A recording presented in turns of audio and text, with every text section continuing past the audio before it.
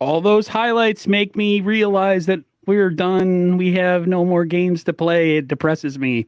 I That's feel like literally what I was about to say. That intro made me so sad right now. right. I just saw a GIF or a little video for everybody. First of all, thank you for everybody who's in the stream who has arrived. Thanks, Beto and Wolf, for being here. Yeah. There was a little video of Ziza, Shire, Greenlaw, and Warner all hugging each other, saying it, in the caption, it's like probably the last time they're all going to play together. And you see the people from Philly bringing out the guardrails for the celebration. And I was just like, that hurt. That hurt. That red freaking. I wasn't ready for the season to be over again. I guess I'll go with the OG. It's been about a week, man. I'm still not. I'm like in denial still, Beto. Are you kind of in the same mindset, or are you kind of moving along to 2023? I'm moving on. I moved on about an hour after the game. It is what it is. I mean, I understand we're all invested emotionally into this team all year long.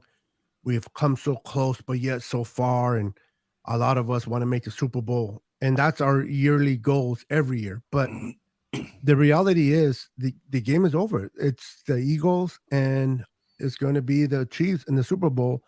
Dwelling on it or feeling bummed out or, oh my goodness, what if? What if? There's no such thing as what ifs. It isn't. And now it's time to move on to see what the Niners have in free agency. We lost D'Amico. We know D'Amico is now the head coach of the Texans. We know that Vic Fangio decided to team up with Mike McDaniels in Miami. And we know that Wilkes might be a possibility. And we do know this. Now, this depresses me. D'Amico is starting to go from fan favorite for me to I'm not going to like this man no more. He is trying to pooch Chris Kasarik and make him his defensive coordinator. And I don't want to lose him. I like him. Me too. And this is why I can get a little bit irritated. So the game is over. I'm not irritated about that. If Chris Kasarik goes, I'll be pissed. But how's your guys' day? Real quick, I just want to say thank you to my buddy Charles. He knows that I hate the Chiefs. He says, "How about them Chiefs, Aaron? Thank you for the $5 super, Charles." You guys, I love you. Yeah. Go ahead, Wolf. I'll share my opinions after. Well, just on that comment, man, I didn't think I could hate anybody more than the Chiefs. And I'm actually rooting for the Chiefs now, man. I don't know if you guys seen the videos of the Philadelphia fans at the stadium, the way they were harassing not only 49er fans, but family and friends of the team. So that shit was disgusting. Did you guys see it? Wife? I saw Fred Warner's wife. Or Fred Warner. It's a Fred Warner. Yeah, Fred Warner's wife. Yeah, she was doing her makeup. She was talking about how people were harassed really bad and she'll never go back. Yeah. That's tough, man. I think that's what makes it worse because I already didn't like them going into the game just because their coach is, just a mark. Yeah, he's a total mark for himself, which in wrestling means you believe in your own hype, in your own. He lies in his own shit. Yeah, he thinks he's hot dookie, and he is. I mean, he got his team to the Super Bowl, but the part that gets me and will continue to get me until next season is we weren't supposed to lose, man. It was like this was the season that was setting up to be the one to win the championship because of just, Kansas City being a little damaged with their quarterback, and the Bengals or whoever, everybody looked like they could be beaten. And the beginning of the game when, like I said, I was listening to Beto on the streams beforehand, and we were talking about, the Niners defense has to come to play and this and that and the other, and they were looking really good. And my whole perception went from thinking this is not a task that we can pull off to, I think we're going to take this game. I just had this really weird feeling. And as soon as that injury happened, man, it was and then the other one happened to our other backup.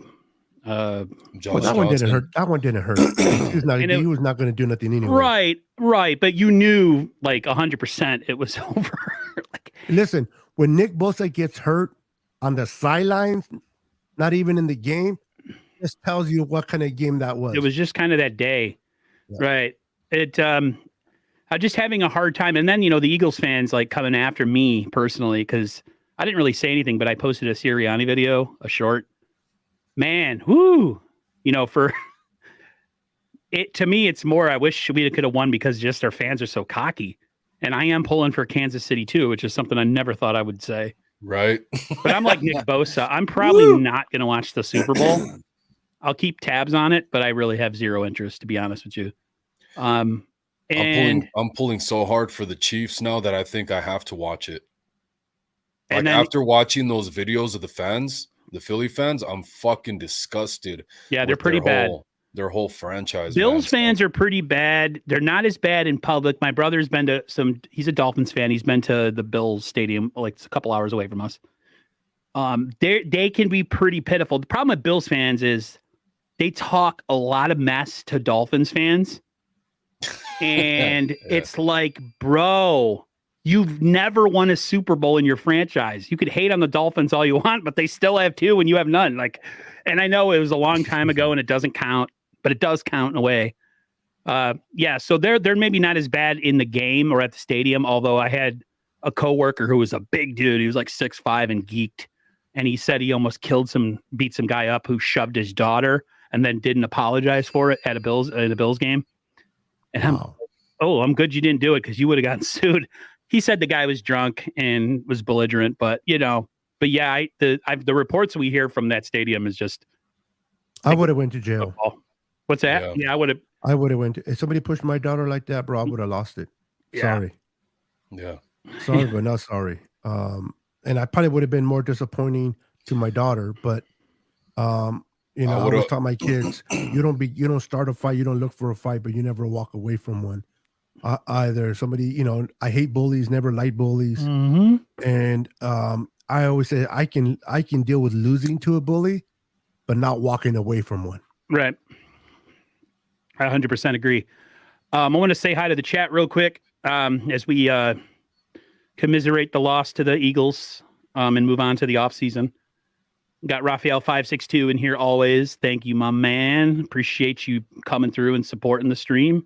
Yep. OG of OG supporters of my channel and probably many others. 49er Throwback. Thank you so much, my man. Appreciate it. My buddy Charles, my gaming buddy. What's up, man? Thank you so much for coming through, you goof. Damian Lee, thank you coming through, man. As always, it's weird. I've seen the same people on my channel and commenting on my videos since 2019. It's really crazy. Of course, Brian Culp's in here. Like, why wouldn't he be? He's in everybody's channel. He's on Wolf's channel a lot. So I appreciate you coming through. We got somebody named Noodles in here. Hello? That's a weird name. I don't know how to feel about it. I don't know how to. You have I don't even know what I'm looking at right now.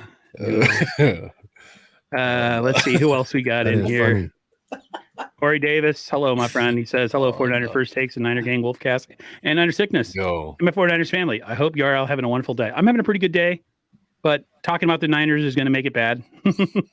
49er Media. He says, what's going on? We got Ryan in here.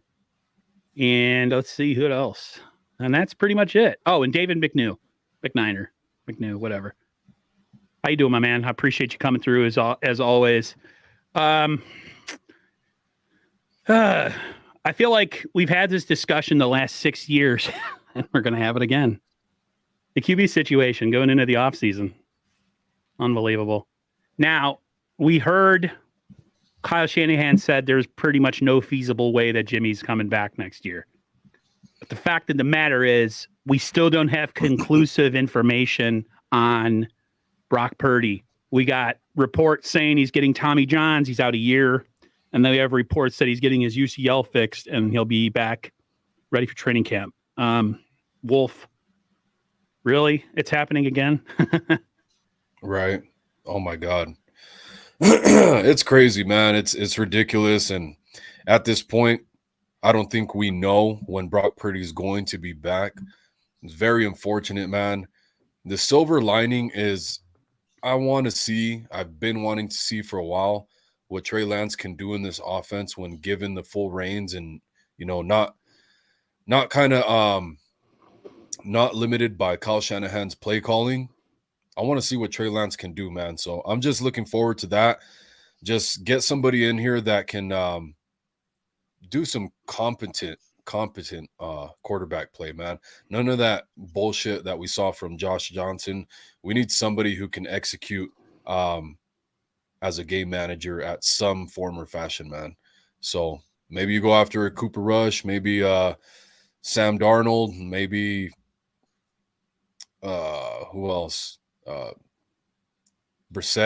Jacoby Brissett. There's a bunch of people you got to look for, but I don't want to go and get an expensive quarterback in here. I don't think the 49ers need that.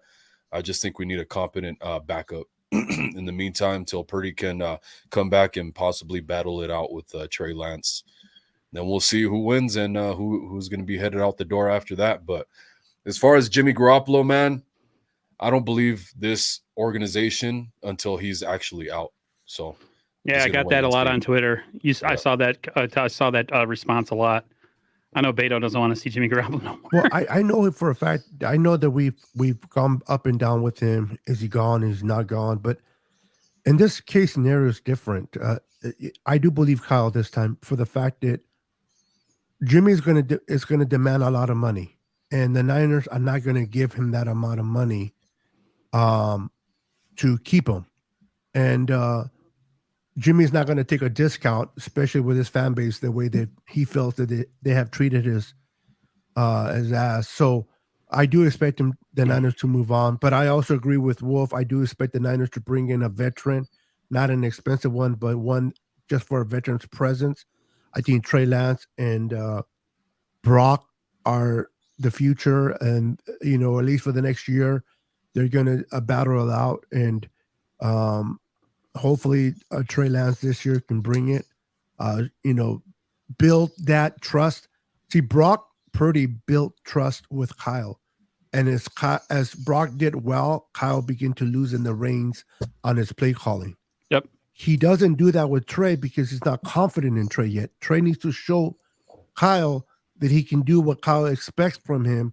And then Kyle begin to loosen the same reins. Let's hope that Trey does that this year, because I still believe Trey is the future.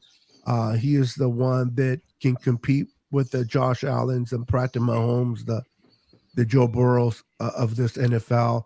I love Brock, but Brock is limited, and that's just the reality. It's sad, but it's reality. He's limited with height. He's limited with strength. But I'm still holding hopes that Trey can definitely be that one and be the reason why we drafted him and what Kyle saw in him going forward. Yeah, until we get concrete information about Brock Purdy, we won't really know what we have to do as far as backups. Kyle was pretty adamant, and which gave me a little bit of hope. But I don't know if John Lynch have some more information that we don't. But he seemed pretty confident and didn't really reference the difference in opinions from what we saw on Twitter, which was Tommy John's or UCL surgery. So maybe they know more. He did say that he was not shocked, but amazed that he thought it was going to be kind of like an ACL in 3 months, they start healing up, and in 6 months they start easing him in little by little. But they told him that it's not like an ACL. In 6 months he'll be ready to go like he was if he did not get hurt. Yeah. So that brings excitement to Kyle, and I saw that genuine. But then Kyle, I don't know about Kyle, man. When it comes to injuries, that dude can lie like no other. Yeah. When it comes to injuries, so I have a lot of people saying that he's not showing his hand because he doesn't want to let the league know what they might be doing. Far up his ass. That's why he can't show his hand. It is. He's his own puppet. Yeah, like I said, he can't make any judgment calls until we know for sure. But seems like we can't. It seems like you never can have enough quarterbacks, at least now, after what happened. So I would love definitely to see a proven, capable third stringer. Hold on real quick. I'm going to do something real fast. Yep. Just bear with me. All right, guys. Let's get ready to sing happy birthday to the birthday boy today, Bashar, 49er minded. Ready, Aaron? Ready, Wolf? Let's go. 1, 2, 3. Happy Happy birthday birthday to to you. you. Cha cha cha. Happy Happy birthday birthday to to you. you. Cha cha cha. Happy Happy birthday, birthday, dear dear Bashar. Bashar. Bashar. Happy Happy birthday, birthday to cabrón, and many more. you. All Got right, a Happy guys. 21st we got a pizza with some birthday candles on them. and anchovies. Yeah. He made his own pizza probably for his birthday. Yeah, definitely. Yeah, And he probably charged himself for it too. he charged himself $20 for his own pizza. Yeah, I don't know, man. Like, I'm just so, Up in the air. you get a lot of media people attacking the 49ers for having this many years into the regime and still having quarterback situation or quarterback problems. And it's a fair criticism. The Niners just, I don't know, man. Every other team seems like they have it figured out that's in the playoffs every single year. And yet the 49ers, they go through quarterbacks like they go through toilet paper. So I hope Purdy is good to go. And like I'm all about may the best man win, but I'm thinking from what some reports have said, they would be shocked if Purdy wasn't the starter going into next season. Like Purdy's the guy so far. Yeah. And can you blame them? I mean, no. What he's shown this year, it's not a far-fetched thing, man. I mean, again, Trey Lance has the body type. He's the prototype, the body, the arm, but he hasn't shown what Brock Purdy has shown. Brock Purdy shows that I mean, Jesus, you get thrown in there and you win 8 games. Production. Yeah, production, exactly. Yeah, and that's consistency.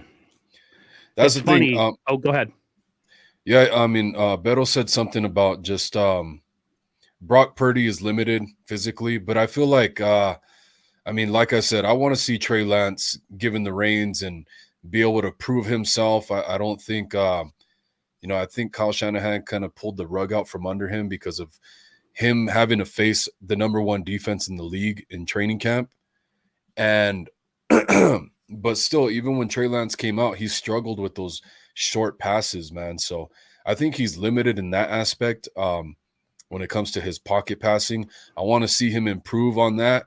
Hopefully he can go work with Brian Greasy, get as much work put into that, his throwing motion and all that. And then let's see from there, man. But I'm pumped up. I think the 49ers should definitely draft a quarterback as well as signing one.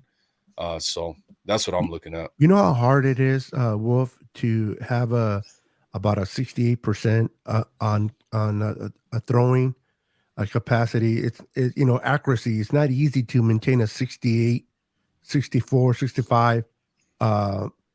Josh Allen had 50, 61, I think, or 58 this first year, and then gradually made it to where he's at today. Brock Purdy came right off the freaking hot press, throwing with accuracy. And that's one of the things that, like you said, that hurts Trey. His short ball is, he's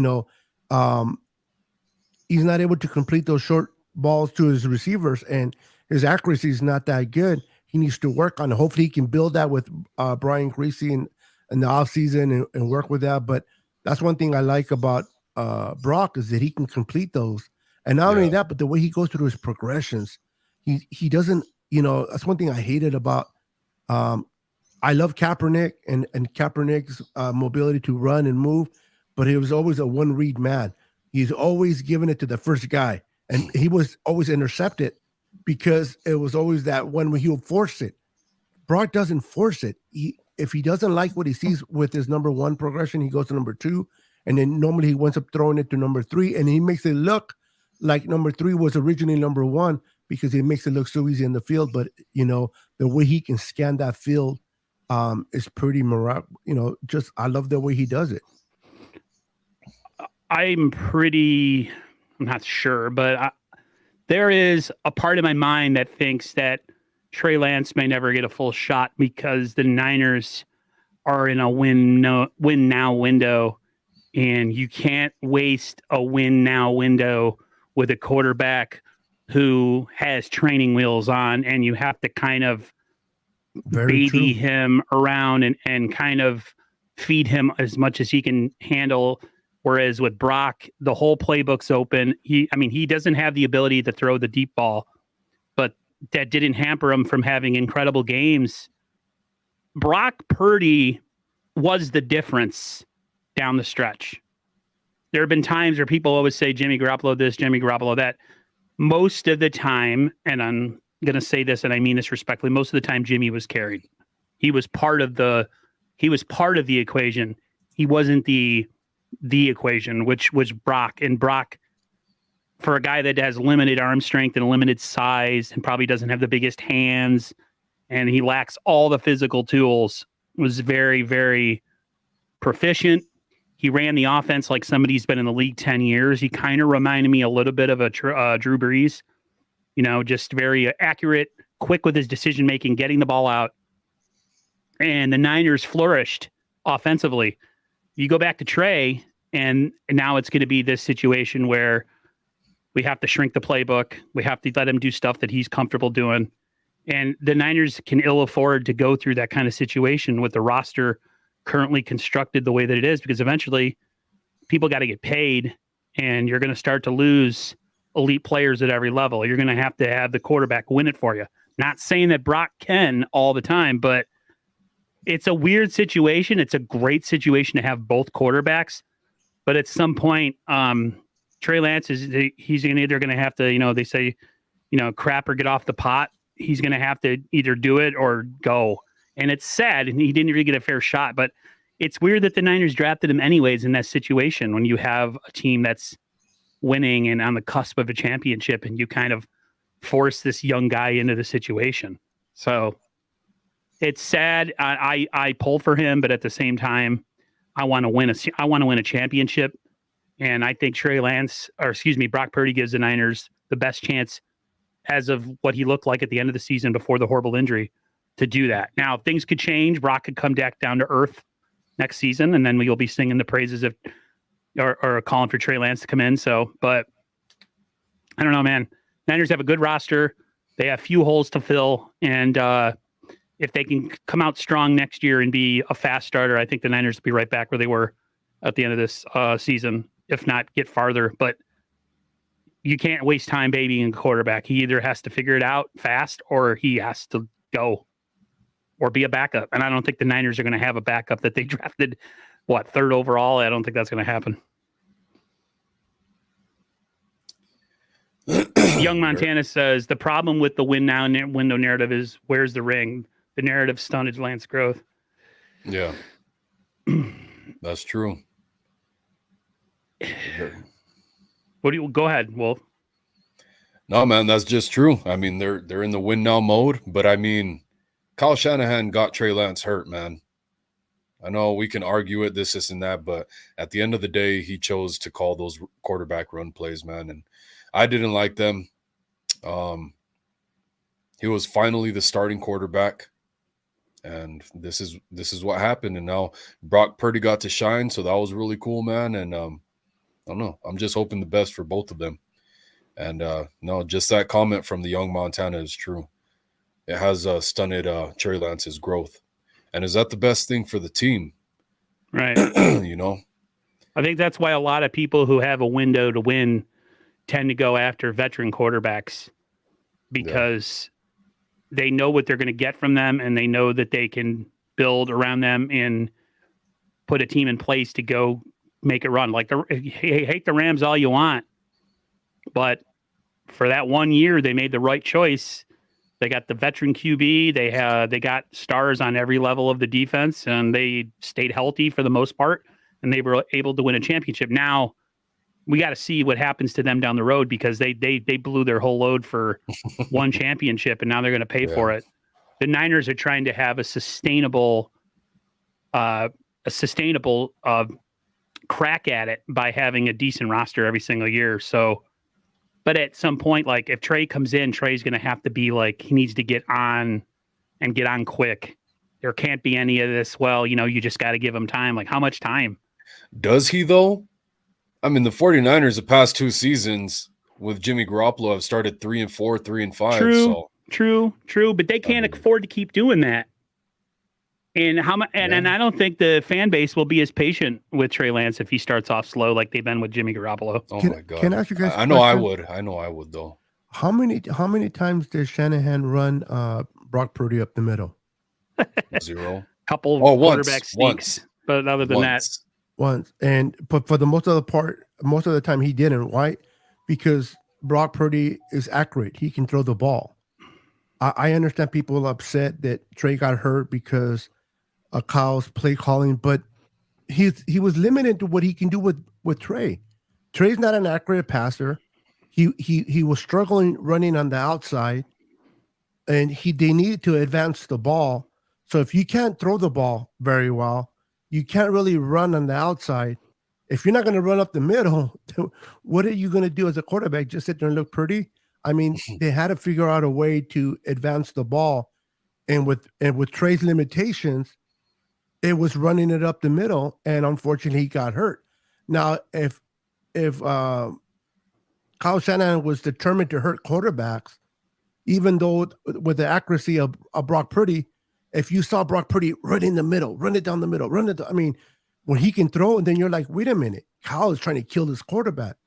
But Kyle was only doing what he could do with a limited quarterback and Trey because of his lack of ability at that particular moment. So, I mean, it sucks that a player got hurt, but I don't know. I mean, I'm not defending Kyle and everything. He's he can get in his own head, like you guys like to say. But in this particular case, I looked at the film. I mean, he's having a hard time running on the outside. He's not accurate. He can't throw short passes. So what was Kyle supposed to do? You know what I mean? But run him down the middle. And unfortunately, he got hurt. He doesn't have that explosive running ability like the Bears quarterback, Justin Fields. That cat can run, but the problem with Justin Fields is like he still hasn't progressed to the point you want as a drop back passer. That's why when people ooh and ah over running quarterbacks, I'm just like, eventually the league's going to figure that out, and they're going to force you to throw just like they did with Cap, and then the league's going to figure that you can't adjust to the adjustment, and then you're going to be out of the league. I had this one friend who was a Redskins now Commander fan, who was so dead set that the Niners screwed Kaepernick, and that the Niners did Kaepernick wrong. And I'm like, he's like, well, they lost all their best players and this and that. And I'm like, no, what happened was the league caught on to what his game was. The Ravens put out the perfect game plan in the Super Bowl. Whether he handed the ball off or not, they smacked him. That the mesh point and the league started to catch on. That's the same thing. Till Trey can do everything in the offense like a guy who has like a quarter of his ability, the league's just they're gonna squat on certain things. They're going to play the run, and he has to be able to make the gimme throws, the 5-yard slants, the dig routes, the crossers, all that stuff that Purdy does easily with, like I said, a quarter of the talent. Purdy is so limited physically, but I have way more confidence in him than I had with Trey, even though Trey's window was very short, and especially with Jimmy. This league is about winning, man, and it's a meritocracy, and it's not. It doesn't matter where you're drafted. Where you're drafted will give you more chances. As like a 7th rounder, he sucks, he's gone.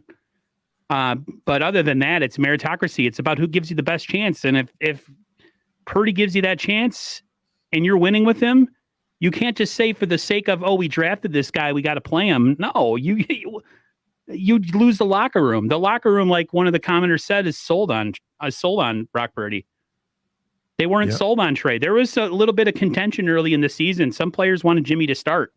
They didn't have the confidence that they did in Jim, like they had in Jimmy, that they had in Trey Lance. And it sucks. But you have to understand that these guys are in a window, and they're young, and they're trying to win a championship. They don't want to be part of some freaking Frankenstein experiment. No, but when Brock came in, they all forgot about Jimmy. Yeah, Nobody that was cared the about first Jimmy time that Moore. everybody. It was the first time Kittle started not talking about Jimmy. Exactly. It was You like he had to remind everybody all the time, no matter what, with Trey Lance playing, that, hey, I'm Jimmy's best friend. Look at my T-shirt. You know, and it's like as soon as he started playing, it's playing well. He didn't care anymore. Yeah, that was awesome when Purdy told him when Kittle came out in that post game shirt with Jimmy on it, or feels great, baby.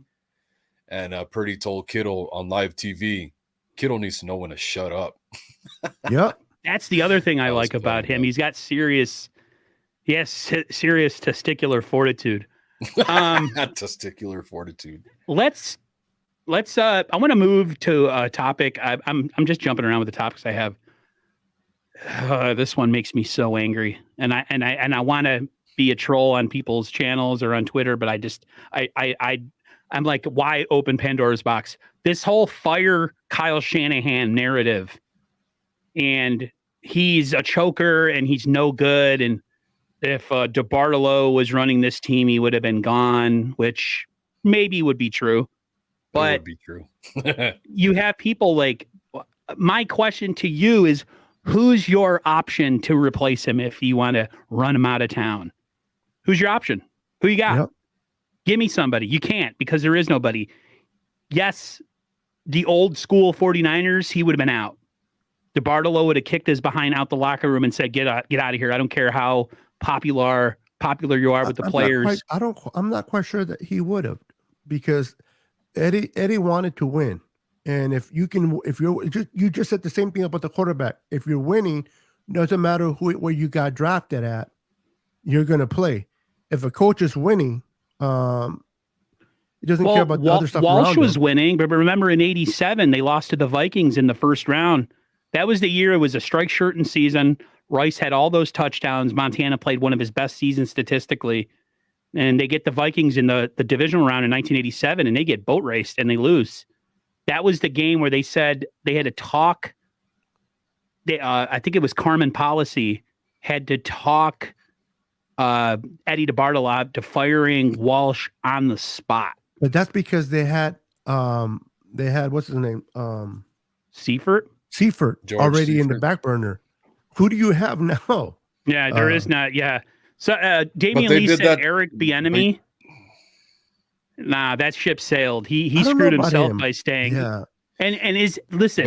But Go ahead. Will. DeBartolo did the same thing to Seifert, and then the same thing to Mariucci.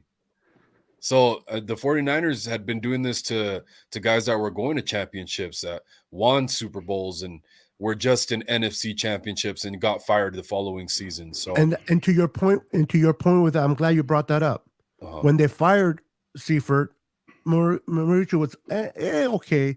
When you fired Mooch, we went downhill. exactly.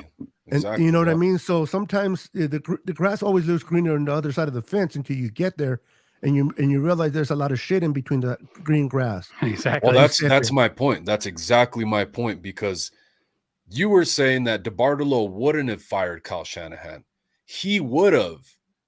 But look what happened after he fired those guys. Okay, I see your point now. So Yeah, you're not yeah. crediting him as he. Okay.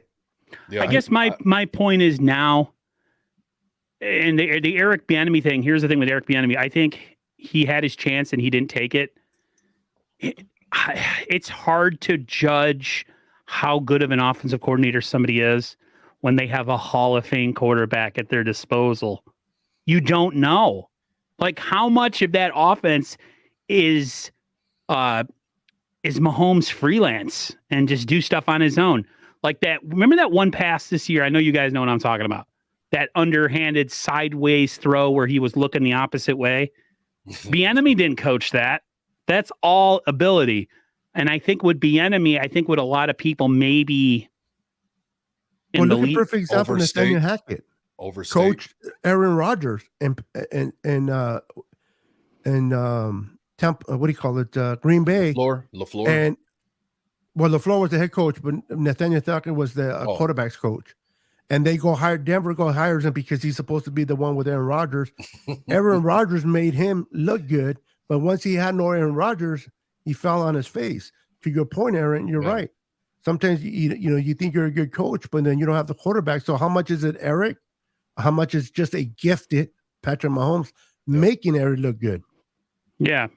And you got to put Patrick Mahomes in position to be successful as well. Balance that out with the run game, because you can't put it all on him and hope that he bails you out all the time. True. But the one thing about the 49ers, though, back in the day, they had the perfect mix of having an offensive coordinator who knew his quarterback's strengths and weaknesses and was able to build an offense around those specific traits. The reason what happened, the West Coast offense came to be when Bill Walsh, I think, was in Cincinnati or the Brown. I forgot where he was coaching before. And they drafted this quarterback who had all the ability, got hurt, and Bill Walsh had to create an offense with the backup who was way less physical and had way less traits. And that was kind of the genesis of the West Coast offense, where it was quick passes, footwork, accuracy, and those are Ken the Anderson in Cincinnati that they developed the West Coast offense for. And I just think that's how you know if a coach is good. If a coach can take different players and work with them and build them, that's why, like, to me, here's the thing with the Shanahan thing. A lot of reason why people want Shanahan to go is because he has a massive freaking ego. His ego is huge, and it's a little off-putting, and it pisses me off. But at the same time, like, wouldn't you be pissed off if you got screwed out of a championship by the most freak thing ever happening in the history of professional sports? Yeah, I'm still pissed off right now. I'm still mad too. Yeah. And I'm mad because people talk as if the Niners like went in there and just got ran over with all their, a full healthy team. And it was like, listen, those motherfuckers are so silly, man. Yeah, they're a bunch of marks. Yeah, straight up. You gotta say it with your chest. They're a bunch of marks. Bunch of marks. There you go. Hey, I want to give an answer to your question real quick, and I want to know what you guys think, man. Because what's up, man? What's up, Rob D. Art? Good to have you in here, man. So your question is, what are our thoughts on people talking about firing Kyle Shanahan? Yeah. I kind of gave some of my thoughts about it with the Eddie DeBartolo stuff, man. I respect the aggression with wanting the excellence, the expectations of excellence and championship standards. But at the same time, like I said a while ago, look what it got you, man. And I'm not that brash. I'm not going to go out there and say fire Kyle Shanahan. I don't want to have a situation like Andy Reid, where he's coach of the Eagles. He's progressing as a coach. It's taken a little longer. Each year is a different lesson learned. But he's learning those lessons, even though it's taken longer than it should.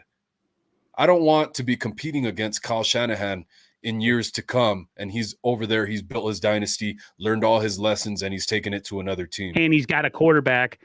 And now he's like kind of showing you, like, look, this is me at my optimal best with a quarterback. This is what I was trying to do in San Francisco and beating us time after time. Only an idiot would want something like that. That's exactly the comparison. The Andy Reid. Andy Reid's a great coach. He just fell short a lot. And then he finally got over. You know why he fell short? Learn from it, though. He fell short because he never had a quarterback that can run his offense the way he wants to run it. Like how Mahomes runs it. Yeah. It wasn't until Patrick Mahomes took over where we're now talking about Andy Reid and the column that we're talking about him. We always knew Andy Reid was great. He always had potential with McNabb, but he can always never get over the hump with McNabb. He can get there, but he couldn't get over the hump. Once he got Patrick Mahomes, he has never looked back. He's got it over the hump. It's not just that, though. If you put Kyle with Patrick Mahomes, they win a championship. Win a championship. So if Kyle is not that good of a coach, you would say, I don't care if we have Patrick Mahomes or not, or we have Joe, we need to get rid of Kyle. But why is it some people want to get rid of Kyle now, but if you put Joe Burrows or you put Patrick Mahomes, they'll keep Kyle because he needs a quarterback to do what he wants to do. That's true. But at the same time, that's not all of it, right? Andy Reid went through all those years. He gained experience through all that. Correct. And He also learned. Kyle Shanahan started his tenure as a head coach here in SF. So he was never a head coach before this, man. He's That's a going good through point. all Very the good point, Wolf. experience of not just not having the quarterback, but the little things that come with head coaching, like challenging a catch on 4th and 3 that changes the momentum of the game in the NFC Championship. Things like that Andy Reid had to learn along the way as well, man. So That And you're catch right. though And people was forget Oh, go ahead. Shanahan's only 6 year as a head coach. yeah. He's only been a head coach for 6 years.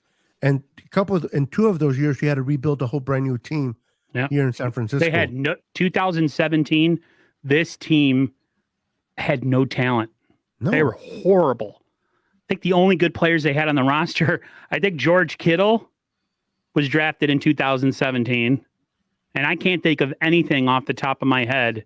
No. You know what's funny? People that don't know salary cap cracks me up. People are like, man, the Bears have $95 million over the cap. Do you know why and they're their over the cap? ass. Because they have no playmakers.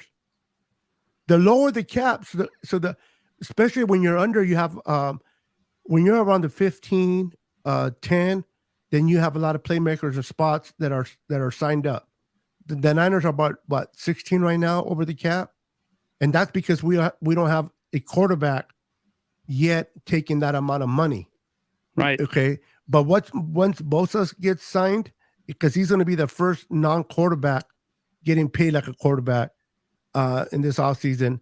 Next year, that thing's And going to jump. He about 100% deserves it too. No, he does. No disagreement. No disagreement. Because he's a. Did you hear John Lynch, by the way, when he was doing he was talking about Bosa, and he got carried away, and he was talking so positive. He's like, "Oh, I better stop," because he realized here I am talking really high about Bosa, and we're in contract because, and he caught himself. He goes, "We need to," and you see Kyle looking at him like, "Yeah, you moron, you should have stopped a long time ago." Now we're gonna have to That pay him was $40 funny million. That was funny shit, bro. I must have watched that over and over again. He's all into it, and he goes, "Oh, I should stop." And then you have that look from Kyle, right, where he doesn't say much, but he says a lot with his eyes. Oh, that was funny, bro. But he deserves it. Ron Absolutely. Biart says that Patrick Mahomes would be in a body cast if he played for the 49ers. It's Yeah, I don't just think so. what we do. Yeah, I joking. mean, look at the Kind of. Chiefs. They actually invest in their O-line, man. So I could see that. Not Look when they what's played happening. Tampa Bay in the Super Bowl, they didn't. Oh, that was the reason they had to invest. They had like 5 or 4 Exactly. injuries across. It was Yeah. like all their starters were out in that game. And Tampa was all in their bag that game. We need pass blockers. I'm tired of just getting run Yeah. blocker. That's Yeah. one thing that pisses me off about Kyle. Run blocker. Get some damn decent Let's talk about that offensive pass line. blocking. Immovable objects. Did you guys hear that Trent Williams was kind of referencing retirement and his I It's don't know if it was the emotions, press bro. conference or the locker clear out day. He wasn't, and it's kind of raised some red flags because it kind of reminded me of the Joe Staley situation a little bit. The Niners right now need a right tackle that can play, and I think they need a really good center. Jake Brennell just doesn't cut the mustard. I'm sorry. He's a low level of low level players as far as the center goes. The Niners offensive line needs a little bit of retooling. I think Aaron Banks is awesome. Trent Williams, you have to plan for the future. So I know the Niners I know they'll be doing something with that, maybe drafting somebody to replace him, unless they have like someone on the roster. And then, it's just to me that this is like the last kind of piece between that and maybe the defensive line of getting this team kind of over the top. Because I think offensive line has definitely been an issue. It was an issue in 2019 when Chris Jones was dominating us in the Super Bowl. He was all over Garoppolo that game. And I don't think we've really done much since. I mean, we had Burford this year, but like that interior offensive line has been an issue for a while. And now with hopefully McGlinchey leaving, they can do something to improve that. What's your guys' take on, maybe moving on from McGlinchey and upgrading right tackle in the center, maybe?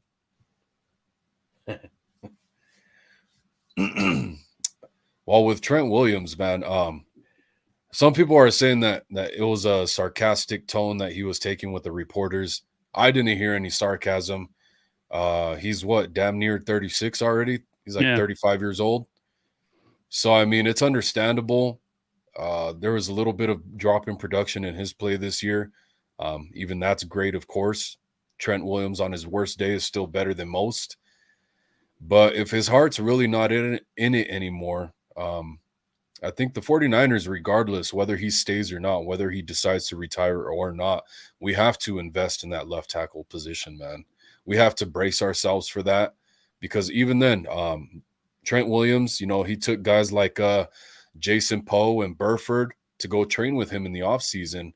And I think that really helped them out, man. So start grooming, start bringing in players that you can groom, and of course, groom the ones you already have to brace for this, man, because I don't think we can continue to rely on Band-Aids on the offensive line, which is what some of these guys are, you know, like Brendel. And I know a lot of people are bringing up Jason Poe and Nick Zakiel, and it's like those guys are all great and everything.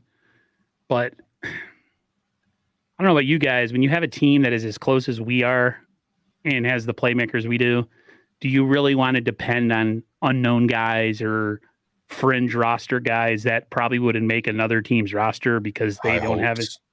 You know what I mean? Like, it scares me. Like when we were doing stuff in the 90s, and I know, you know, all the young people are gonna be like, oh, there goes the old heads.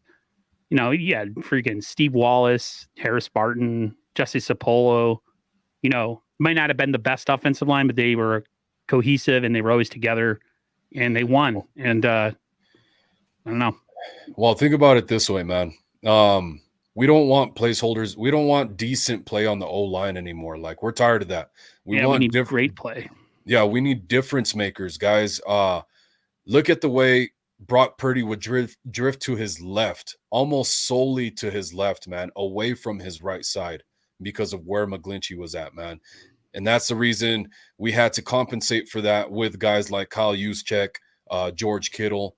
And that takes away from the offense as a whole, man. When you're having to have guys fill in to help block instead of being out there getting open on routes, it's taking a toll on not just the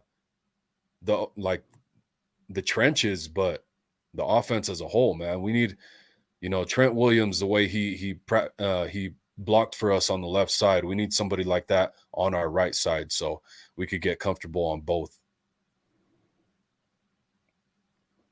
What do you think, Beto? Sorry. I was texting the wife right now. My apology. Don't worry about it. Yeah. Beto's got to leave in a little bit. Yeah, it threw me off. That threw me off. I saw something pop up. Yeah. So real quick, what was the topic right now? Just investing in the offensive line and kind of bracing for maybe the possible retirement of Trent Williams. I think Trent Williams will come back. I think at this point, you go through 2 NFC championship games and you're so close, but you don't get there. The fact that we do have Brock Purdy should bring some encouragement to Trent, because, you know, with Trey, if you don't know what you can do the following year, that tends to convince a player. I know if I was Trent Williams and there was a question mark at the quarterback, like, I don't know, Trey may be good, may not. I don't know if I want to go another year, but Brock Purdy showed promise. They showed that they can go far with him. That should encourage Trent to come back. I think he would. For how long, I don't know. So you're right that they do need to at least look in the future to replace him. And Drake, whatever his name is in the middle, should definitely not be the starting center going forward. We need to replace him. And we need an offensive line that bullies defenders. We need an offensive line that does what Trent does and what Aaron is doing, Banks on the side. We need that same type of level of bullying on the left, but now transform it to the right. And I think that with Spencer Burford, another year under his belt, he'll get there. I'm confident in Spencer Burford to run it. We just got to make sure that that center and that right tackle gets taken care of. If we can get that established, this offensive would be in good shape to protect Brock Purdy. And imagine the possibilities for Brock to get, because one thing Brock has shown me, if you get, I understand goes through every quarterback, ideally, but if you give Brock enough time, the boy can make some throws to his playmakers. And I think if we get a good center and a good right tackle, and another year of Spencer, and we already know what we have on the left side, I think this offensive line can be pretty good and going forward. So they got to find a better, more physical center, and they got to find a bruiser at right tackle. They can't have this guy getting tossed like a rag doll like McClinchy, man. For his size, he gets tossed way too much for my liking, especially when a linebacker tosses you. No business. A linebacker has no business tossing you as a lineman. I've never seen a 300-pound guy on his ass as much as as he is. David McNiner asked about Brunskill, right tackle. That's the thing, David. I'm sick of those kind of guys being the guys that are in our rotation. I don't want any more journeyman, fringe roster guys. I want an actual real right tackle, like someone I want a Pro Bowler. Yeah, someone who could win a Pro Bowl. That's true, but Brunskill's good in a pinch, but this team's trying to win a Super Bowl. I don't want Brunskill anywhere near the starting offensive line. Yeah, he's good as a place filler, man. He's really good at. I mean, just to begin with that conversation, is Brunskill even going to be here this year? Because he's up for contract. Not. So I hope. I really hope so. Really? So yeah, me man. too. I think we really need him, man. Not for a starting position, but at least for definitely to fill in. Okay. Because he can play all five spots in that defense offensive line. Yeah, exactly. True. And but the thing is, will he outprice himself? So we'll just have to see about that, man. But you're right. At right tackle, I want a difference maker. I don't want a place filler. And Brunskill's a place filler. A really good one, though. Definitely. Yeah. Yeah, I want a bully. I want I want someone. I don't want to be knocked on. I don't want to see my lineman get knocked on his ass. I want to see my lineman knocking defenders on their ass. Right. Because that just brings this feeling of, moving the offensive line in the trenches. Like when you're trying to get that first down, you're always going to get it because your freaking front line is just a beast. And if we haven't had that, I'm sick and tired of this lean, this athlete mobile lineman. I want some big molars in there, man. Like remember sumo wrestlers. Lupardi, I'm sick of Mike Lupardi, or whatever his name was. That we have. Yeah, I want some big molars, man. I want, knock somebody on their ass. You guys ever seen that movie, The Replacements? Yes. And they bring in that sumo wrestler, and he's like, a sumo wrestler? He's like, yeah, sumo wrestler. The art of pushing people around. Yep. Kind of translate to being an offensive lineman. And so, yeah, that'd be pretty cool. If we could bring in some big boys, man, that'll push. Instead of being the ones being pushed, push other people around. Yeah. Stop getting bullied. Be the bully. Let's go be the old Dallas Cowboys of the 90s, man, with the freaking everybody on the line is like 370. No kudos to the Cowboys. No kudos to the Cowboys. Either, bro. I'm sorry. Yeah, you're on your own on that one. Watching Micah Parsons level McGlinchey use some needs to make a GTA wasted meme. Exactly. Yep. You heard it here first. Somebody needs to make that. If somebody's smart enough, go make a wasted and then tag McGlinchey in it. I wish I knew how to do that, man. I'd make it right now. I kind of know how to make GIFs, but I don't know how to incorporate the wasted GIF or the wasted thing. I don't know how to get that to overlay on top. Real quick, big Bud Light says, how about Gutierrez? Listen, as a Hispanic, I would love nothing more than a Latino running that line. But Gutierrez is a big body, but he's not. I think at best he's going to be another journeyman that is out there that can kind of just fill in. I don't know if he ever be a Mauler type of guy. I want an Aaron Banks type of guy. I want a Trent Williams type of guy on the right side. I don't want, and Spencer Buford, I like him. He's just raw. But I mean, Daniel Brunskill came in there and kind of switch with him, but that's because of a lack of experience. But I expect Spencer to be the full-time right guard coming in 2023. We just need to find 2 spots, man. It's not that hard. 2 spots. No, it's not. Center and right tackle.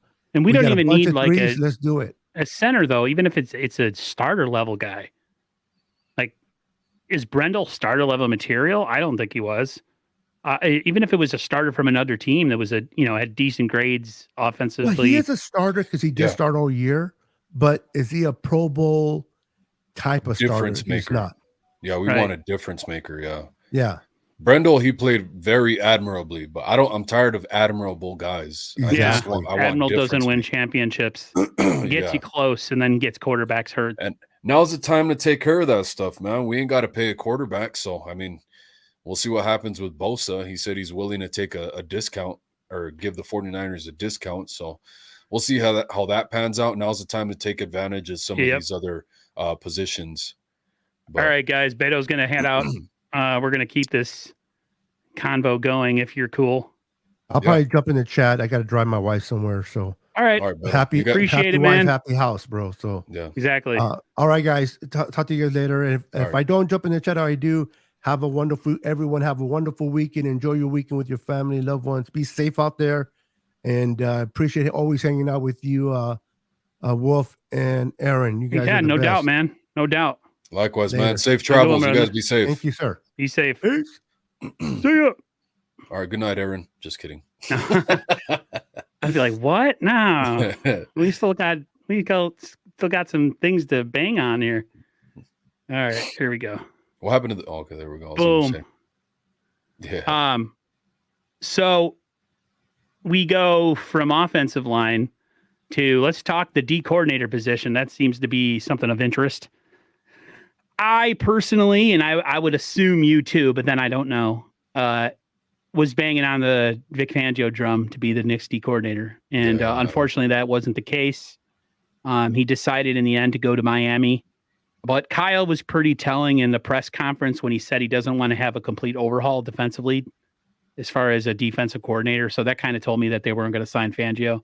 Mm-hmm. What's your thoughts on the defensive coordinator situation?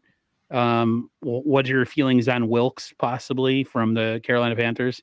He seems like the next hottest commodity. What are your thoughts? Yeah, I mean, it would be nice to get somebody in with some experience. That would be very encouraging.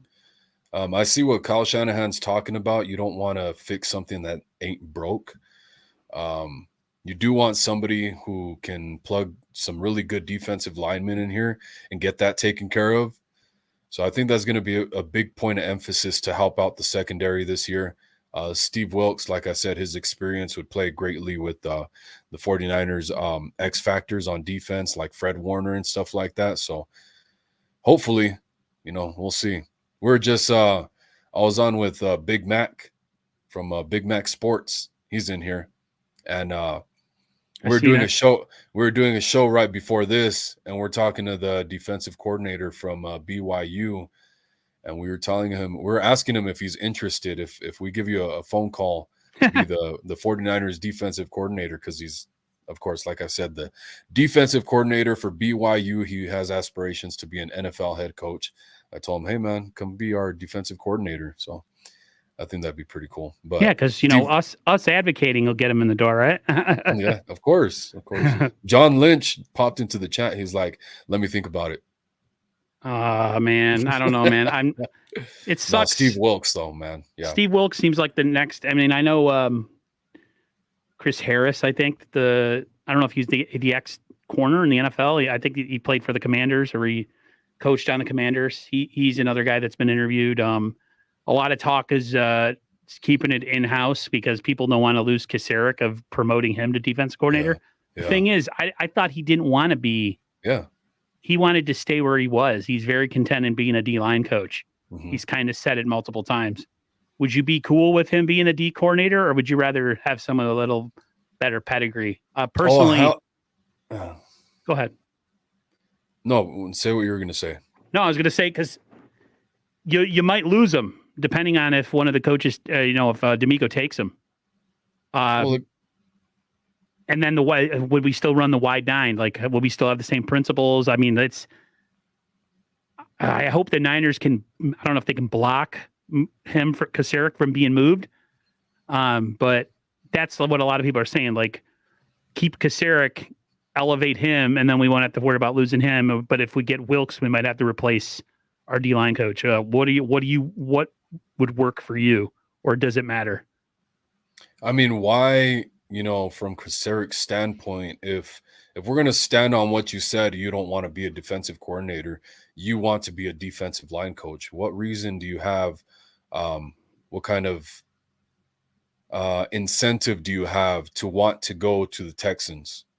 Why? I don't understand that at all whatsoever. Now, I don't know too much about his history, like where he's from and all this and that. So maybe that plays into it a little bit. But I just don't understand why. Like, if you're going to be a defensive coordinator, why don't you just stick with the staff and players that you're familiar with, get a promotion, up that paycheck a little bit, and keep your house, stay where you're living at. So, I don't know. If he's a man of his word, he's not going anywhere. Yeah, I don't think. I think they're just rumors. So I don't put too much on it until I see some definitive evidence that there's actually talk about parts being moved. But John V doesn't want to. Whoops, sorry. John V doesn't want him good. Chris Kasarik going anywhere either. Yeah, give him a raise if you have to. Keep him here. Yeah. I mean, I'm not always a big proponent of the wide nine, to be honest with you, because I think there's some issues with teams running on you and just how the rush lanes can get so wide that teams could take advantage of that kind of stuff. Well, yes and no. Because the 49ers still had the number one run defense this year. So right. No, they definitely were better against the run this year than, they've always been pretty decent against the run, but yeah, you're right. But still, with running quarterbacks, it always seems to be a problem with the wide nine. Yeah. Because the guys are wide like the Red Sea, and then all of a sudden a guy can just walk up the middle of the defense. And it seems like the Niners don't plan for it, they don't prepare for it, or they just don't care and don't respect somebody's running ability. I don't know, man. There's times where I watch them play where they consistently rush past the quarterback who can move, and it's head scratching, head banging on something like, how do you not adjust, And I think a lot of it is to do with the fact that they wide nine, the way they rush upfield. Because if you notice, sometimes when they change their rush and they change the way that they're coming at a quarterback, like in the beginning of that NFC Championship game, Hurts was trying to move, and the Niners were getting to him. They were changing their rush lanes. They were changing the way that they were coming after the quarterback, and it was working. Unfortunately, it wasn't good enough to get the job done. But I'm big. I would say Wilkes would probably be my guy too, especially the fact that he had head coaching experience and he still has head coaching aspirations. Mm-hmm. So the only problem is if he has a really good coach here as a Niners defensive coordinator, they might lose him the following year. So it's just cheese Louise. But we'll see, man. It's a long off season. It'll fly by before we know it. Definitely not. This is like the longest time of the year, man. Oh my God. Off season is relentless. This part of the off season is okay because you have the combine. You have the combine, then you have free agency, and then you have the draft. And then after that is the poopiest part. Yeah. Because there's literally nothing happening. And we just got off of some football, so at least it's right there in the recent history. I want to bring in Ty Alston real quick. He had an interview with Matt Mayoka, I think on his channel. Yeah. That's freaking awesome. I've tried to get Matt Mayoka on numerous times and have struck out. So that's a huge get. So congratulations on that, man. That's good stuff.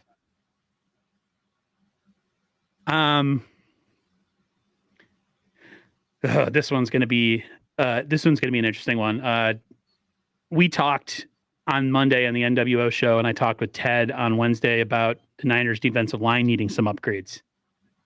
And one question about the defensive line that a lot of people have been kind of asking and stating and making statements about is, they're at the point where they're ready to call Kinlaw a bust. Are you ready to call Kinlaw a bust, or do you think he's been shortchanged, or is he? To me, Kinlaw carries himself like a big dog, and like he's accomplished stuff, and he's very arrogant, very cocky, kind of just the way he kind of just his demeanor, but he's done nothing, which always is off-putting to me, especially when you've accomplished zero in the league. What's your take on? Well, let's talk Kinlaw first. Up until this point, he's been a bust, I think, man. But that's not to say he's going to be a bust for the rest of his life. I would love to be able to try and not love is the wrong word. It would be cool to try and because during the last stretch of the season, he was actually able to stay healthy.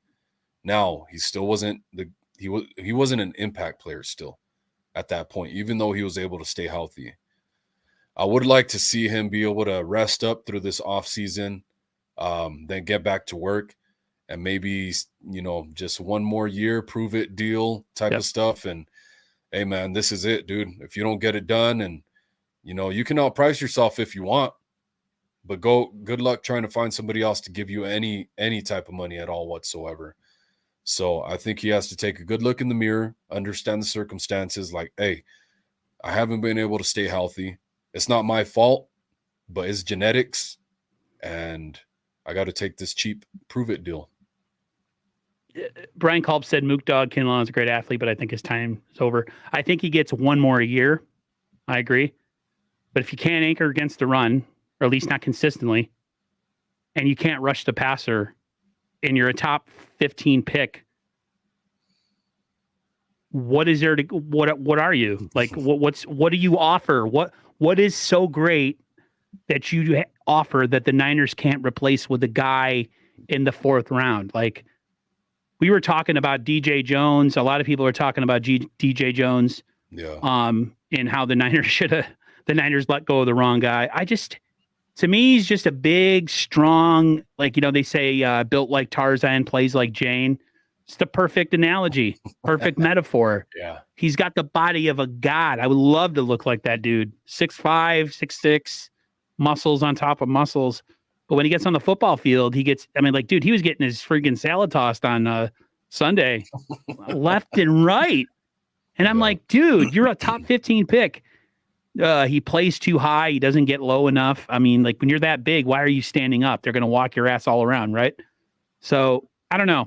And then the way he is, just the way he interviews, the way he talks, the way he carries himself, for a guy that's accomplished kind of nothing. Yeah. You sure have a big ego. Like, I don't know if that's just, like, people say he had a really rough upbringing and he came from a really weird place.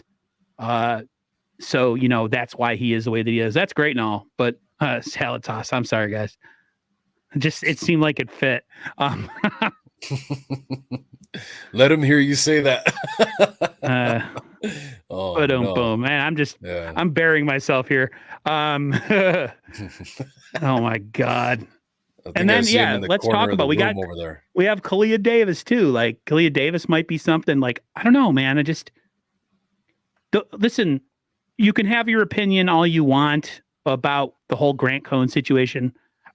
I am not a proponent of people putting their hands on people because they say mean things. It depends on what you say. If you're off, talking about somebody's wife in public, then I might have the right to smack you, right? But you're a reporter, you're writing things, and that's just your job. And to, like, there's different ways. A lot of people have different views on it. I'm not going to go into it too much, but I kind of sided with Grant with just the fact that, he can be an annoying kind of douchebag and say things that infuriate people, but you can't put your hands on people, man. Not in a professional environment. Right. Like I've said before, man, we talked about the Philly fans. Like, if I were there would have been blood drawn, man. So no, I'm definitely okay with people getting hands put on them, because some people deserve it, and that's probably what's wrong with a lot of society today, man. A lot of people are choppy at the fucking mouth and need to get their mouth shut, and it doesn't No, get I agree with that. done enough. It doesn't get done enough. See, But I this agree is with that. a professional environment, so it's different. Right. That's the whole point. He is at his workplace. He is a employee of the National Football League. So you have to act in a manner of a professional athlete. Yeah. If you see him on the street and you want to assault him, if you're down to get a lawsuit against you, just go ahead, you know, but And even then, like, what was Grant really saying that's really that offensive, man? Like, chill out, dude. he spent all his time in the training room. Is that wrong? That's show of lack of confidence. He's showing his low self-esteem. The fact that he That's let what Grant came get out. to him to the point where he was threatened to Exactly. physically assault him. Exactly. It means he can't take constructive criticism. Weak mentally. Again, big, strong guy. Everybody would want to look like that. Have ladies hanging off you with muscles looking like that. And you get mad at a little skinny reporter who probably weighs as much as one of your legs. And based off of that interaction, you were thinking he was going to have this like dominant ass season, right? And his knees freaking give on him immediately. That's what I'm And then saying, man. There's like nothing he can do about that. It's unfortunate. Yeah. They want me to, they said they wanted you to take over the reins because I was getting weird.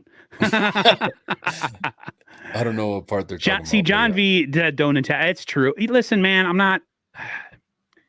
It's such a weird thing. Like, I have a temper. I do not like to be antagonized. I do get choppy. I will get in someone's face. I will try to intimidate somebody if I have to. But, I don't know, man. If you could channel all that anger towards a 135-pound guy, channel it to the guy that you're playing against, man. Because like you know, you can move heaven and earth with a little half-pint little man like that. Like, do it against the guy across from you. Like, take that, channel it. I don't know, whatever you got to do, bottle it, put his face on everything that you see. It just, to me, it was just I don't know, man. It's for all the hooting and hollering and all the stuff from the offseason, he didn't accomplish. He didn't do anything to move the needle to say they need to keep him.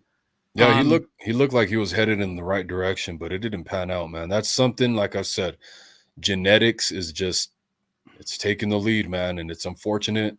I wish him the best. I don't want to see that happen for him, but it's just the case of what it's been so far. So, in all honesty, we got to talk about reality. So let's talk about the defensive line. They definitely need to. I was listening to KNBR this morning. I was listening to, I listened to 95.7, all the Bay Area stuff. No. A lot of them are talking about the Niners nearly need to address getting an edge rusher off the other side. They need another interior defensive lineman that can push the pocket and rush the quarterback. Larry Krueger made an analogy that the 2000, maybe it was somebody else. Point is, they made the analogy of the Niners 2019 defensive line looks a lot like the Eagles, where they just come at you. Remember, we had Ronald Blair, DJ Jones, Armstead, Buckner, D Ford, and Bosa. Every play there was a guy in the backfield. We were all over quarterback. Yeah. Right now, it's just it's Nick Bosa and a bunch of dudes. Yeah. And for a while, people were getting on me when I said that I don't think the Niners have the best defensive line in the league. And they're like, "How can you say that?" I'm like, tell me one person besides Nick Bosa truly on that defensive line that commands double teams where you fear him in the pass rush game. There isn't. Armstead does this thing, but he's not necessarily a pass rusher. And a lot of people got like really personally hit by that. I'm like, and then as the playoffs went along and we saw Dallas's D-line and then we saw the Phillies D-line, a lot of people were like, you know what? Maybe we need to get some work. What's your take on all that? How dare you not only speak positively about the 49ers? I know, right? How dare you, man? What do you mean the Niners need to work on things? Yeah. Man, of course, we get into that conversation, and it's like, just because we want the best for the 49ers, we want them to be tip top, and that's just the reality. Are we going to be able to bring back guys like Omenahu and Samson Ebukam? And do we want to? It's kind of like a similar situation to the O-line. Do you want to bring in guys who are way bigger difference makers or not? And can you afford them? Because I was kind of looking at the stuff with Joey Bosa. Like, hey, can we bring that guy in? And it looks like there's a possibility he might want to be a 49er, play with his brother. And then Nick Bosa came out with the comments about he doesn't have to be the highest paid defensive end. He wants to keep this team together. He wants to be a 49er. So I started looking into that. Then I think Joey Bosa's cap hit for this year is actually going to be like $31 million. So I'm like, okay, well, that throws that out the fucking door.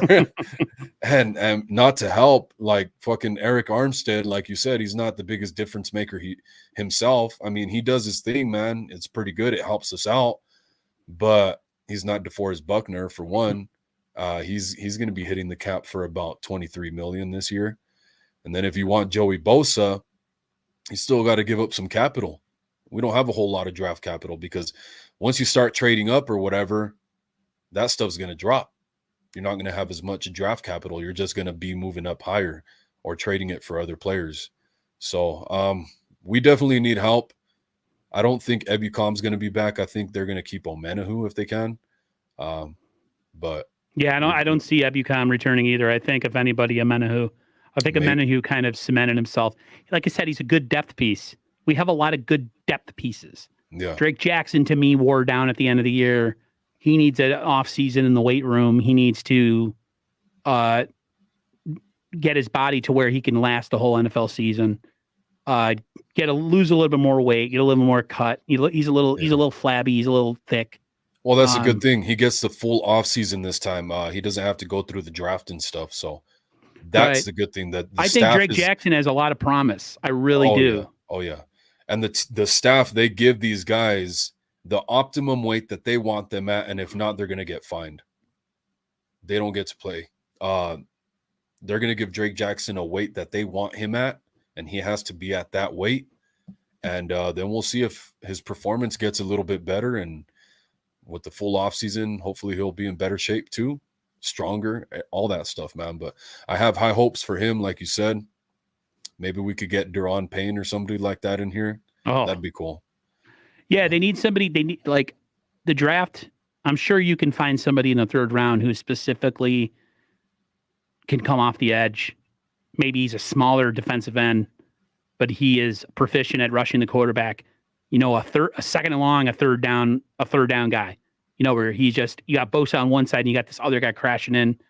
And then if you, like you said, if you can retool the defensive interior with a guy that can actually push the pocket, you can kind of recapture that 2019. And then the depth actually is more effective because their guys are in the place where they should be. They're not playing higher up on the depth chart than they actually belong. Because I think sometimes when you have a bunch of just guys, they're not in their proper place. If you have a guy that is a legitimate star or close to a legitimate guy at most of positions, then the guys that play behind you, that's where they belong. They're not playing, meaningful snaps when they really should be a backup. So I just want to see the Niners, like I said, they're close. They need very little, but the things that they do need are very important. Offensive line interior, defensive tackle, pass rusher, or right tackle. So we'll see, man. We got a long off season, but if I see the Niners making some moves like that, I'll be very, very happy. Yeah.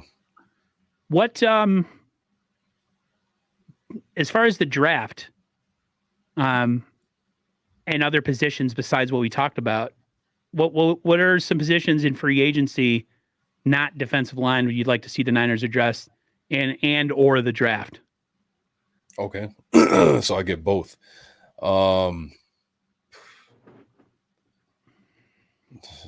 don't know, man. I think it really comes down to the O-line, the D-line.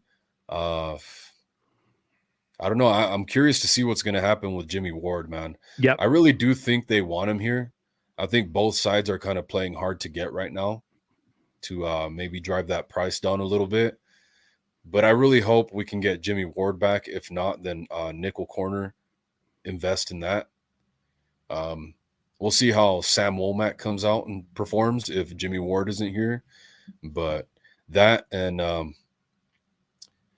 I don't know what's going to happen at safety as well, man, because we're going to need some depth pieces there just in case. So, would you be against the Niners bringing back Tyshawn Gibson? Oh hell no, bring his ass back. Yeah, I'm good with him too. If you could get him and Jimmy Ward, that's oh my god, that's awesome. But I don't think Jimmy Ward would be content being a backup. They would probably put him at slot again. Yeah, well, I mean, yeah, that. But for me, the focus is on O-line and D-line, getting Bosa and Trent Williams some help. I think cornerback is something we need to invest in too in the draft. I think we're going to invest with Mosley. Well, yeah, but I would like another healthy body, a big body.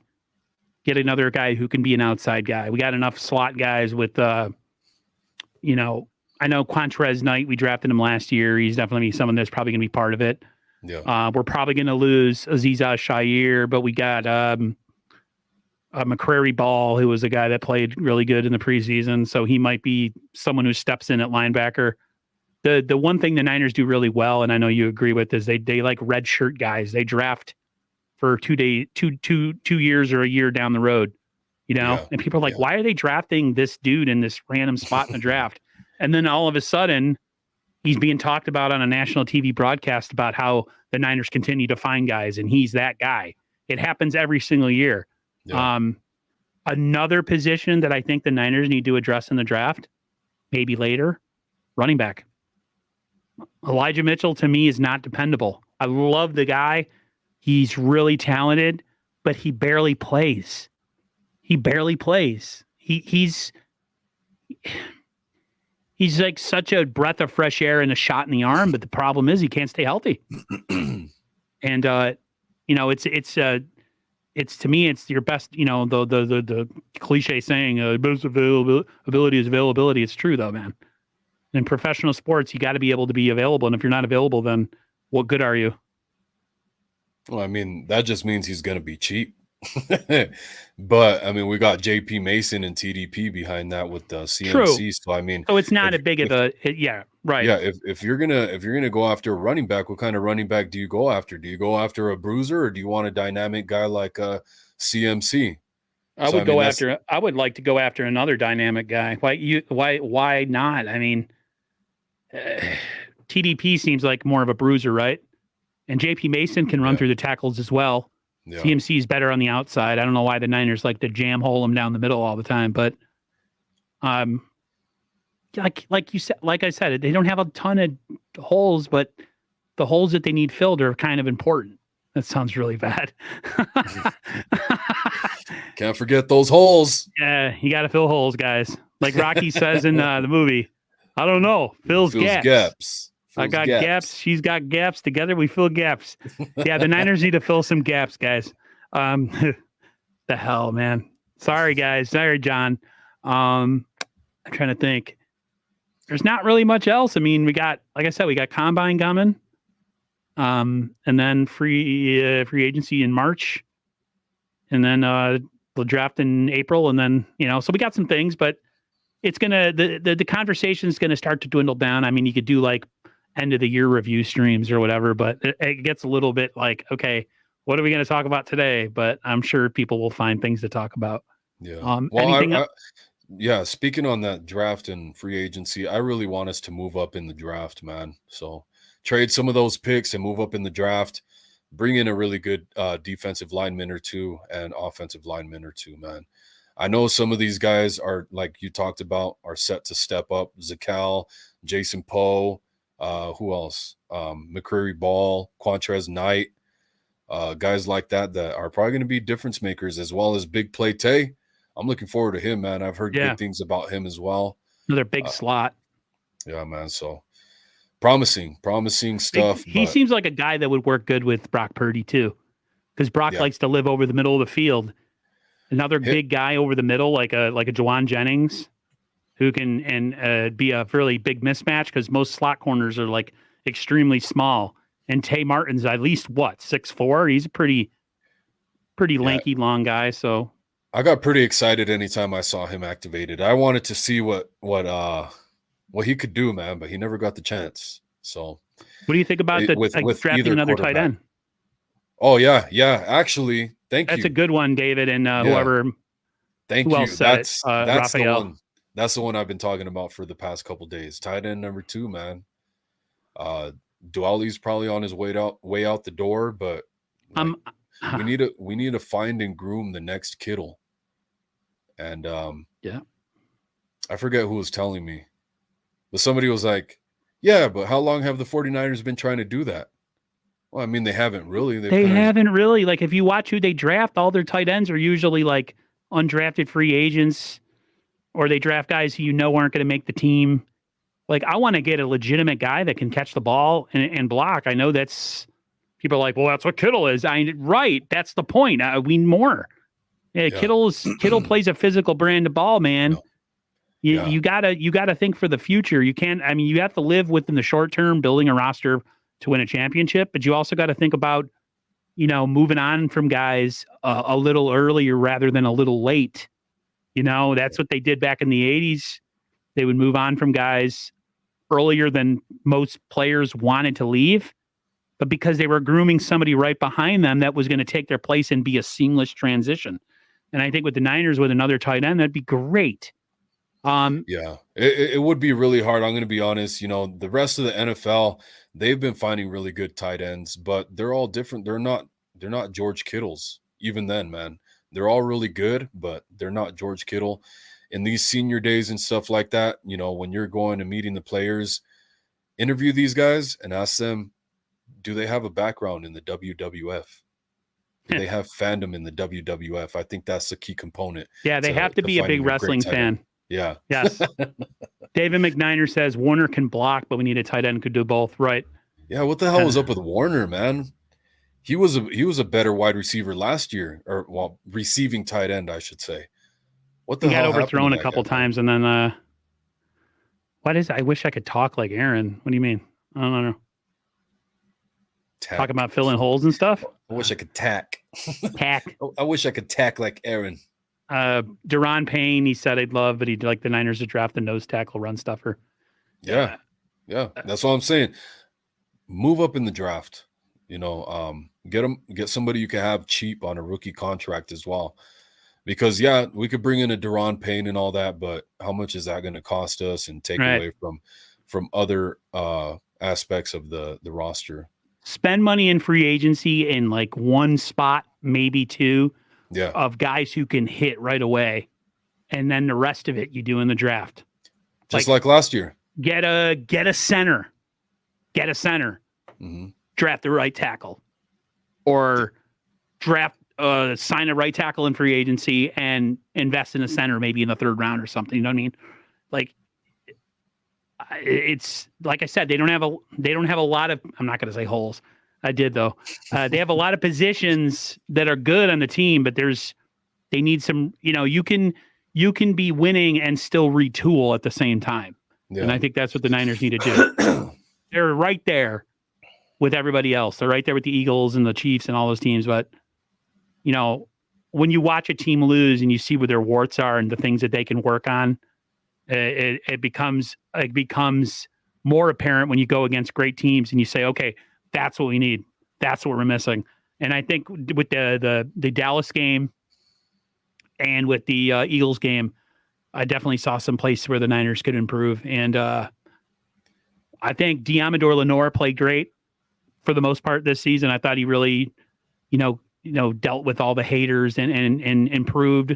He had some games where he got caught, and they got him, but for the most part, he played well. I thought Javarius Ward was a great signing. So let's see what the Niners can do, man. This is their time to do it.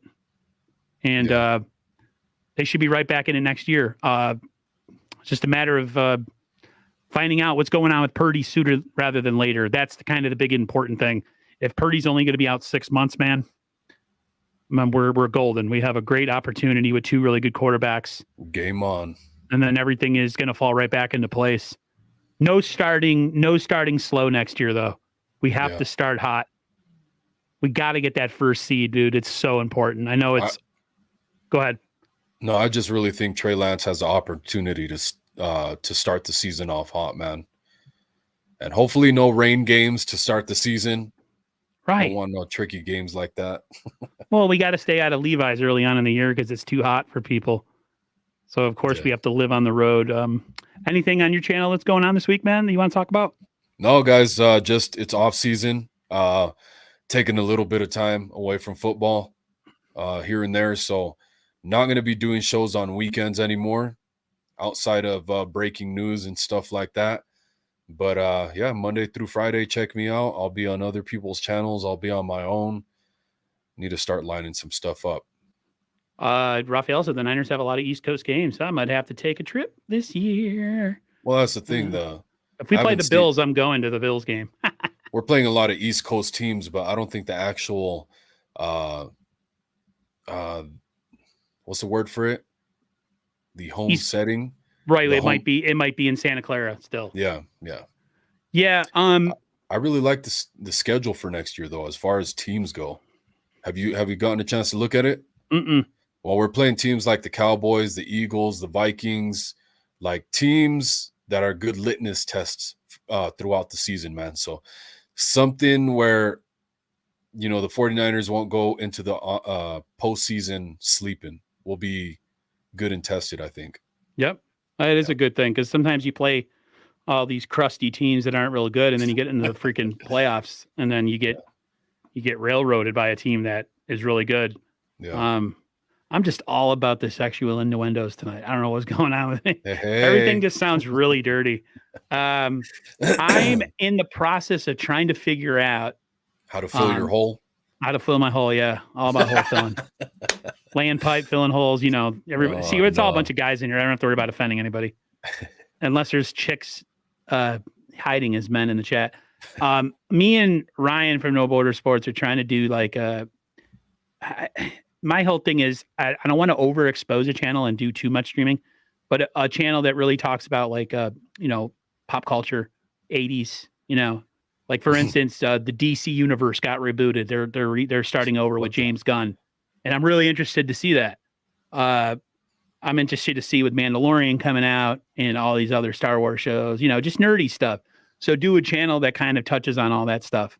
I don't know if I should do it on the 49ers channel or if I should start a new channel or maybe start it on the 49ers channel and then move to a new channel. I'm still trying to figure out what I want to do. But just something to do in the off season. You're not forced to talk about the 49ers signing guys to the practice squad, in February. Like nobody cares about that. Seeing people trying to make 49er content when there's something going on, I give them props, but man, it's not happening. Yeah. But yeah, that's kind of what me and Ryan are trying to work on. I got another friend, we want to find a couple more people, but yeah, just like talking like, hey, let's are you a Back to the Future fan? Yeah, let's talk about that movie. What was your, just stuff like that, stuff in the 80s, music, 80s, 90s, stuff pop culture. Nintendo 64s. Yeah, video game stuff from the Nintendos. past. See, Ryan has a plan, but here's the thing. I don't want to overindulge because you can go through a lot of topics really quickly and then have nothing else to talk about. So it might be one show talking about one said thing and then the next show. And it might be it's bi-weekly. Maybe it's every Saturday. You know what I mean? So that the shows actually have meaning. So that's pretty much what's going on. But hey, everybody in the chat, we appreciate you coming through. I know we're going into the poopy time of the year, but we're going to be all right, guys. We're going to rebuild this team and we're going to be back next year. Yes, sir. Everybody take care. Have a great night. And I'll see you when we see you. I don't know how much streaming I'm going to be doing in the next couple of weeks, but if any breaking news and stuff happens, I'm sure Wolf or myself or the 9,000 49ers channels will have some stuff for you. So 9, take care, everybody. Have a good night. Go Niners.